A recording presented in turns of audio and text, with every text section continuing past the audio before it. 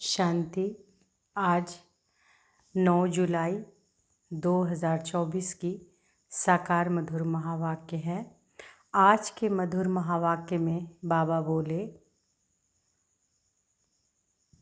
मीठे बच्चे, सच्चे बाप के साथ अंदर बाहर सच्चा बनो, तभी देवता बन सकेंगे। तुम ब्राह्मण ही फरिश्ता सो देवता बनते हो। सच्चे बाप के साथ अंदर बाहर सच्चा बनो, तभी देवता बन सकेंगे। तुम ब्राह्मण ही फरिश्ता सो देवता बनते हो। प्रश्न है, इस ज्ञान को सुनने व धारण करने का अधिकारी कौन हो सकता है? इस ज्ञान को सुनने व धारण करने का अधिकारी कौन हो सकता है? उत्तर है, जिसने ऑल राउंड पार्ट बजाया है, जिसने सबसे जास्ती भक्ति की है, वही ज्ञान को धारण करने में बहुत तीखे जाएंगे, उच्च पद भी वही पाएंगे। तुम बच्चों से कोई पूछते हैं, बाबा कह रहे हैं कि तुम बच्चों से कोई पूछते हैं, तुम शास्त्रों को नहीं मानते हो, तो बोलो, जितना हमने शास्त्र पढ़े हैं, भक्ति की है, उतना दुनिया में कोई नहीं करता। हमें अब भक्ति का फल मिला है, इसलिए अब भक्ति की दरकार नहीं। तो बाबा क्या बोल रहे हैं कि ज्ञान को सुनने व धारण करने का अधिकारी कौन होगा? तो जिसने सबसे जास्ती भक्ति की है, जिसने ऑलराउंड पार्ट बजाया, वही ज्ञान को धारण करने में बहुत तीखे जाएंगे, उच्च पद भी वही पाएंगे। फिर बाबा कहते हैं कि तुम बच्चों से कोई पूछते हैं, कोई पूछते हैं ना कि तुम शास्त्रों को नहीं मानते हो क्या? तो बाबा कहते हैं उनसे बोलो कि हमने शास्त्र पढ़े हैं, भक्ति की है, उतना कि दुनिया में कोई नहीं करता। बाबा कह रहे कि बोलना है उन सबों को कि हमने शास्त्र पढ़े हैं, भक्ति की है, उतना कि दुनिया में कोई नहीं करता। हमें अब भक्ति का फल मिला है, इसलिए अब भक्ति की दरकार नहीं। ओम शांति। बेहद का बाप बेहद के बच्चों को बैठ समझाते हैं। सभी आत्माओं का बाप सभी आत्माओं को समझाते हैं, क्योंकि वह सर्व का सद्गति दाता है। जो भी आत्माएं हैं, जीव आत्माएं ही कहेंगे। शरीर नहीं तो आत्मा देख नहीं सकती। भर ड्रामा के प्लान अनुसार स्वर्ग की स्थापना बाप कर रहे हैं, परंतु बाप कहते हैं कि मैं स्वर्ग को देखता नहीं हूँ, जिन्हों के लिए है वही देख सकते हैं। तुमको पढ़ाकर फिर मैं तो कोई शरीर धारण करता ही नहीं हूँ, तो बिगर शरीर देख कैसे सकूँगा? ऐसे नहीं कि जहाँ तहाँ मौजूद हूँ, सब कुछ देखते हैं। नहीं, बाप सिर्फ देखते हैं तुम बच्चों को, जिनको गुलगुल फूल बनाकर याद की यात्रा सिखलाते हैं। तो बाबा क्या बोल रहे हैं कि स्वर्ग जो है, स्वर्ग का स्थापना भल बाबा कर रहे हैं, लेकिन बाबा नहीं देखते। बाबा कहते हैं कि मैं स्वर्ग को नहीं देखता, जिन्हों के लिए है वही देख सकते हैं। तुमको पढ़ाकर फिर मैं तो कोई शरीर धारण करता ही नहीं, तो बिगर शरीर देख कैसे सकूँगा? ऐसे नहीं कि जहाँ तहाँ मौजूद हैं, सब कुछ देखते हैं। नहीं, बाप सिर्फ क्या देखते हैं? तुम बच्चों को, जिनको गुलगुल फूल बनाकर याद की यात्रा सिखलाते हैं। योग अक्षर भक्ति का है, ज्ञान देने वाला एक ज्ञान का सागर है, उनको ही सतगुरु कहा जाता है, बाकी सब हैं गुरु। सच बोलने वाला, सचखंड स्थापन करने वाला वही है। भारत सचखंड था, वहाँ सब देवी देवता निवास करते थे। तुम अभी मनुष्य देवता बन रहे हो। तो बच्चों को समझाते हैं, सच्चे बाप के साथ अंदर बाहर सच्चा बनना है। पहले तो कदम कदम पर ही झूठ था, वह सब छोड़ना पड़ेगा। अगर स्वर्ग में ऊंच पद पाना चाहते हो तो, बाबा कह रहे हैं, अगर स्वर्ग में उच्च पद पाना चाहते हो तो भल स्वर्ग में तो बहुत जाएंगे, परंतु बाप को जानकर भी विकर्मों को विनाश नहीं किया तो सजाएं खाकर हिसाब किताब चुकतू करना पड़ेगा। फिर पद भी बहुत कम मिलेगा। राजधानी स्थापन हो रही है पुरुषोत्तम संगम युग पर। राजधानी ना तो सतयुग में स्थापन हो सकती है, न कलयुग में, क्योंकि बाप सतयुग या कलयुग में नहीं आते हैं। इस युग को कहा जाता है पुरुषोत्तम कल्याणकारी युग। इसमें ही बाप आकर सबका कल्याण करते हैं। कलयुग के बाद सतयुग आना, इसलिए संगम युग भी जरूर चाहिए। बाप ने बताया है कि यह पतित पुरानी दुनिया है। गायन भी है दूर देश का रहने वाला, तो पराए देश में अपने बच्चे कहाँ से पिलेंगे। पराए देश में फिर पराए बच्चे ही मिलते हैं, उन्हों को अच्छी रीति समझाते हैं। मैं किसमें प्रवेश करता हूँ अपना भी परिचय देते हैं, और फिर जिसमें प्रवेश करता हूँ उनको भी समझाता हूँ कि यह तुम्हारा बहुत जन्मों के अंत का अंत है। कितना क्लियर है। अभी तुम यहाँ पुरुषार्थी हो, संपूर्ण पवित्र नहीं। संपूर्ण पवित्र को फरिश्ता कहा जाता है। जो पवित्र ने उनको पतिति कहेंगे। फरिश्ता बनने के बाद फिर देवता बनते हो। सूक्ष्म वतन में तुम संपूर्ण फरिश्ता देखते हो, उन्हों को फरिश्ता कहा जाता है। तो बाप समझाते हैं, बच्चे एक अल्फ को ही याद करना। अल्फ माना बाबा, उनको अल्लाह भी कहते हैं। अल्फ यानी बाबा, उनको अल्लाह भी कहते हैं। बच्चे समझ गए हैं कि बाप से स्वर्ग का वर्षा मिलता है। स्वर्ग कैसे रचते हैं? याद की यात्रा और ज्ञान से। भक्ति में ज्ञान होता नहीं, ज्ञान सिर्फ एक ही बाप देते हैं, ब्राह्मणों को। ब्राह्मण चोटी है ना। अभी तुम ब्राह्मण हो, फिर बाजोली खेलेंगे। ब्राह्मण देवता क्षत्रिय, इसको कहा जाता है विराट रूप। ब्राह्मण ही देवता बनेंगे, फिर क्षत्रिय,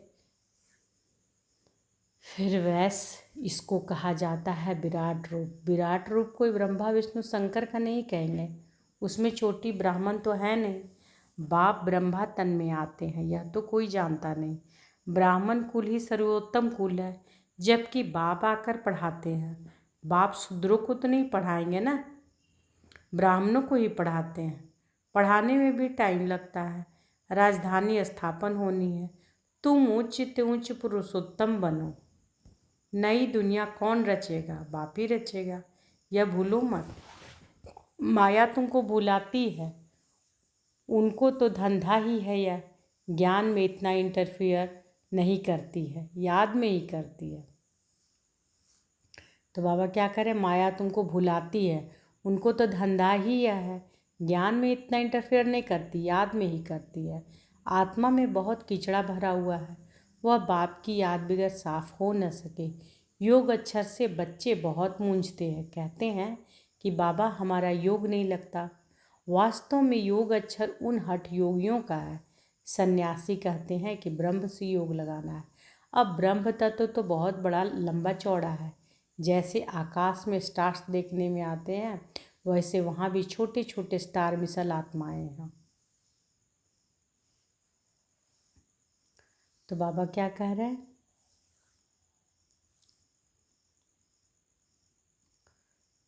बाबा कहते हैं कि आत्मा में ही कीचड़ा भरा हुआ है, वह बाप के याद के बगैर साफ नहीं हो सकता।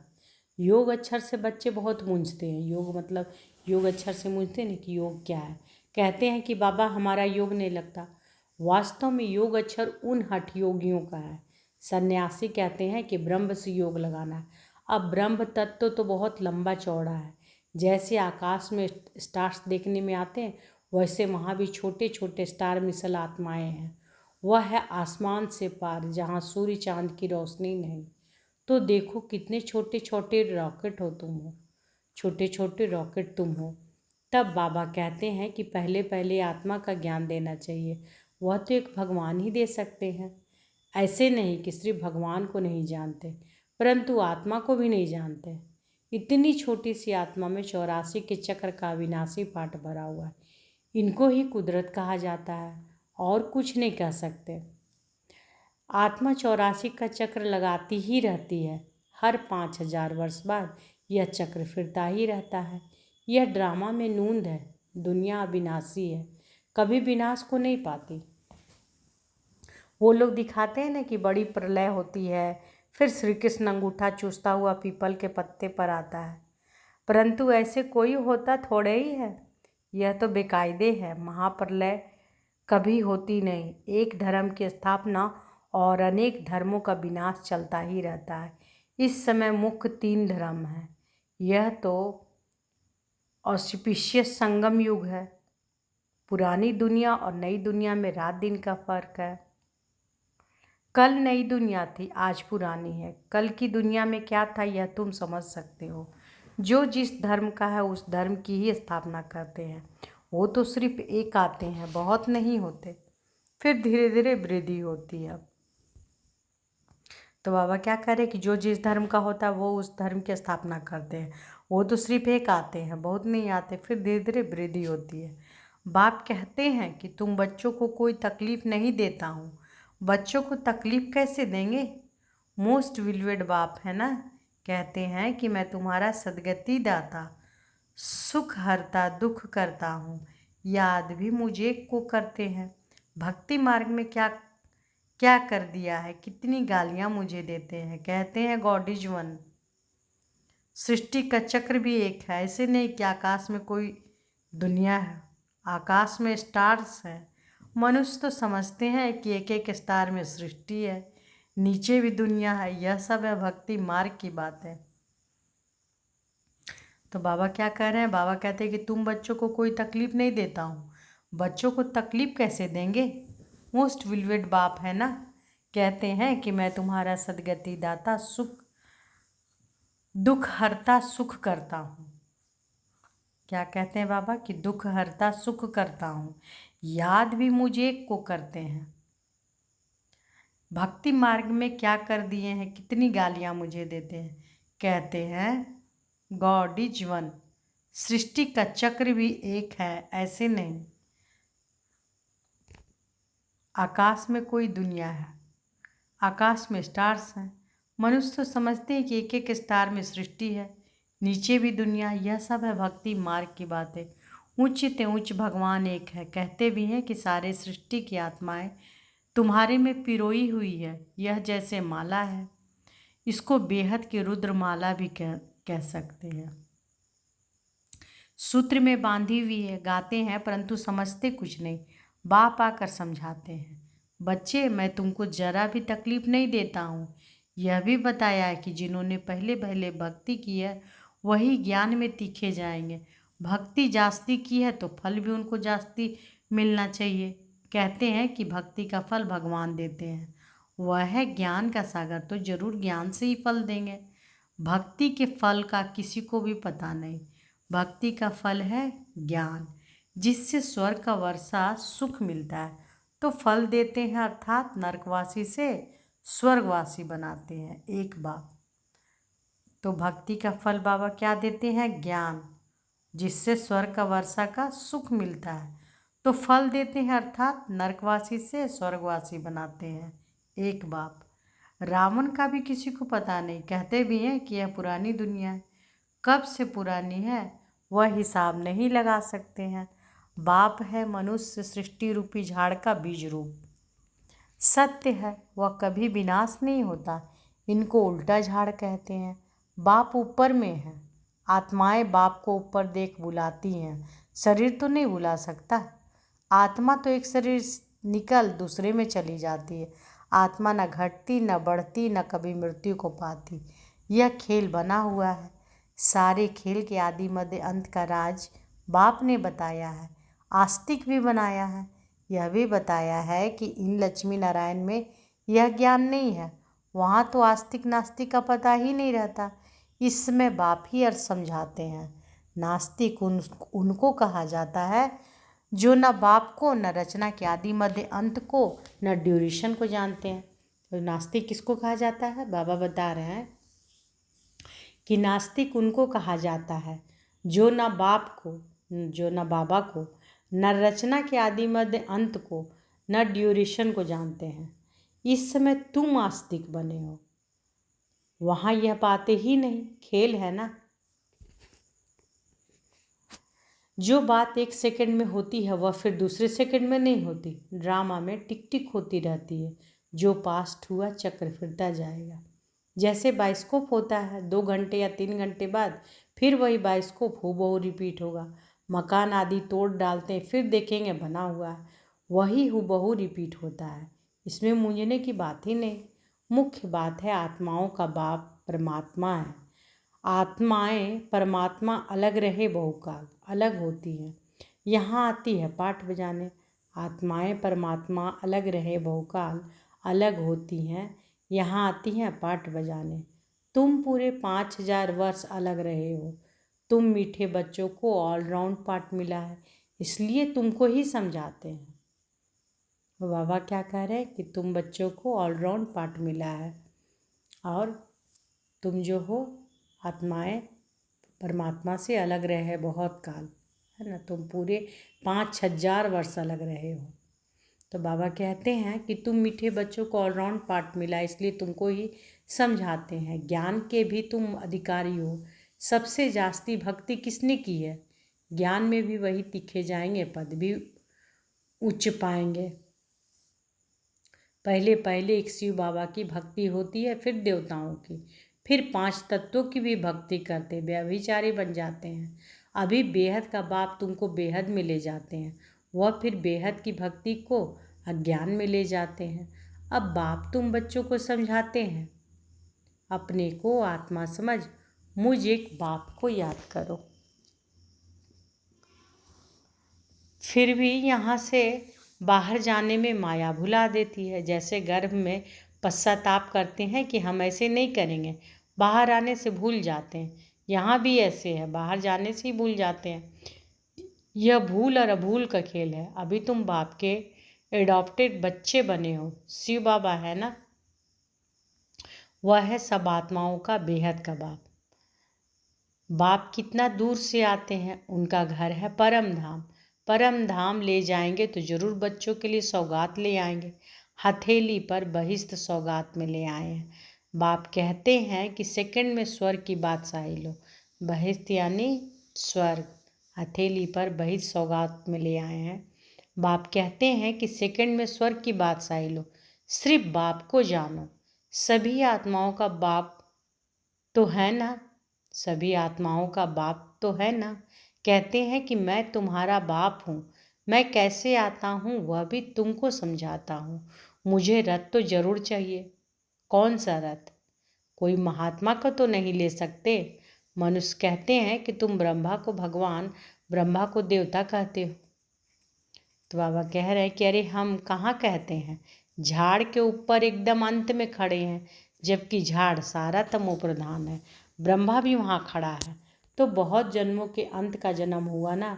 बाबा खुद कहते हैं कि मेरे बहुत जन्मों के अंत में के जन्म में जब वानप्रस्थ अवस्था होती है तब बाप आए हैं, जो आकर धंधा आदि छुड़वाया। 60 वर्ष के बाद मनुष्य भक्ति करते हैं भगवान से मिलने के लिए। बाप कहते हैं कि तुम सब मनुष्य मत पर थे, अभी बाबा तुम्हें श्रीमत दे रहे हैं। शास्त्र लिखने वाले भी मनुष्य हैं, देवताएं तो लिखते नहीं हैं न पढ़ते हैं। तो बाबा कह रहे हैं कि तुम सब मनुष्य मत पर थे, अभी बाबा तुम्हें श्रीमत दे रहे हैं। शास्त्र लिखने वाले, जो शास्त्र लिखने वाले वो भी तो मनुष्य हैं। देवताएं तो न लिखते हैं न पढ़ते हैं। सतयुग में शास्त्र होते नहीं, भक्ति ही नहीं। शास्त्रों में सब कर्म कांड लिखा हुआ है, यहाँ वह बात है नहीं। तुम देखते हो कि बाबा ज्ञान देते हैं। भक्ति मार्ग में तो हमने शास्त्र बहुत पढ़े हैं। कोई पूछे कि तुम वेदों शास्त्रों आदि को नहीं मानते हो, बोलो कि जो भी मनुष्य मात्र हैं उनसे ज़्यादा हम मानते हैं। शुरू से लेकर अव्यभिचारी भक्ति हमने शुरू की है। अभी हमको ज्ञान मिला है, ज्ञान से सद्गति होती है, फिर हम भक्ति को क्या करेंगे। बाप कहते हैं कि बच्चे हेयर नो इविल, सी नो इविल। तो बाप कितना सिंपल रीति समझाते हैं। मीठे मीठे बच्चे, अपने को आत्मा निश्चय करो। मैं आत्मा हूँ, वह कह देते अल्लाह हूँ। तुमको शिक्षा मिलती है कि मैं आत्मा हूँ, बाप का बच्चा हूँ।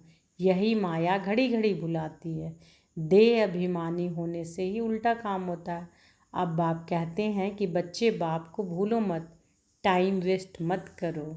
अच्छा, तो बाबा क्या बोलना है, एक सेकंड के लिए अनुभव करें। मैं आत्मा हूँ। पॉइंट ऑफ लाइट, ज्योति बिंदु स्वरूप, मस्तक के मध्य में।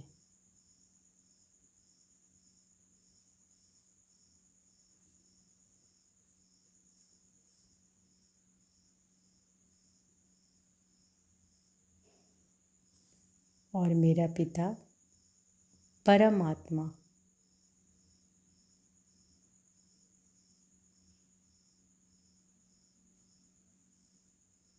ओम शांति। तो बार बार बाबा क्या बोलते हैं? बाबा कहते हैं कि क्या अपने आप को निश्चय करो कि मैं आत्मा हूँ। वह कह देते हैं कि अल्लाह हूँ। तुमको शिक्षा मिलती है कि मैं आत्मा हूँ, बाप का बच्चा हूँ। यही माया घड़ी घड़ी बुलाती है। देह अभिमान होने से ही उल्टा काम होता है। अब बाप कहते हैं कि बच्चे बाप को भूलो मत, टाइम वेस्ट मत करो। अच्छा, अब बाबा का याद प्यार लीजिए। मीठे मीठे सिकी लधे बच्चों प्रति माता पिता बाप दादा का याद प्यार और गुड मॉर्निंग। रूहानी बाप की रूहानी बच्चों को नमस्ते। हम सब रूहानी बच्चों की रूहानी माता पिता बाप दादा को याद प्यार, गुड मॉर्निंग और नमस्ते नमस्ते नमस्ते। शुक्रिया बाबा, शुक्रिया। धारणा के लिए मुख्य सार पहला है। आज बाबा धारणा करने के लिए बोल रहे हैं। रचयिता और रचना के राज को यथार्थ समझ आस्तिक बनना है। ड्रामा के ज्ञान में मूंझना नहीं है। अपनी बुद्धि को हद से निकाल बेहद में ले जाना है। दूसरा, सूक्ष्म वतनवासी फरिश्ता बनने के लिए संपूर्ण फरिश्ता बनना है। सूक्ष्म वतनवासी फरिश्ता बनने के लिए संपूर्ण पवित्र बनना है। आत्मा में जो किचड़ा भरा है उसे याद के बल से निकाल साफ करना है। आज बाबा वरदान दिए हैं, तो अनुभव करें कि बाबा का वरद हस्त हमारे सिर पर है और बाबा ने वरदान दिया, ईश्वरीय रस का अनुभव कर एक रस स्थिति में स्थित रहने वाली श्रेष्ठ आत्मा भव। ईश्वरीय रस का अनुभव कर एक रस स्थिति में रहने वाली श्रेष्ठ आत्मा भव। जो बच्चे ईश्वरीय रस का अनुभव कर लेते हैं उनको दुनिया के सब रस फीके लगते हैं। जब है ही एक रस मीठा तो एक ही तरफ अटेंशन जाएगा ना, सहज ही एक तरफ मन लग जाता है। मेहनत नहीं लगती। बाप का स्नेह, बाप की मदद, बाप का साथ, बाप द्वारा सर्व प्राप्तियाँ सहज एक रस स्थिति बना देती है। ऐसी एक रस स्थिति में स्थित रहने वाली आत्माएं ही श्रेष्ठ हैं। स्लोगन है, कीचड़े को समाकर रत्न देना ही मास्टर सागर बनना है। कीचड़े को समाकर रत्न देना ही मास्टर सागर बनना है। तो आज के मधुर महावाक्य में बाबा क्या बोले? बाबा बोले कि सच्चे बाप के साथ अंदर बाहर सच्चा बनो, तभी देवता बन सकेंगे। तुम ब्राह्मण ही फरिश्ता सो देवता बनते हो। अच्छा, शुक्रिया बाबा, शुक्रिया। ओम शांति।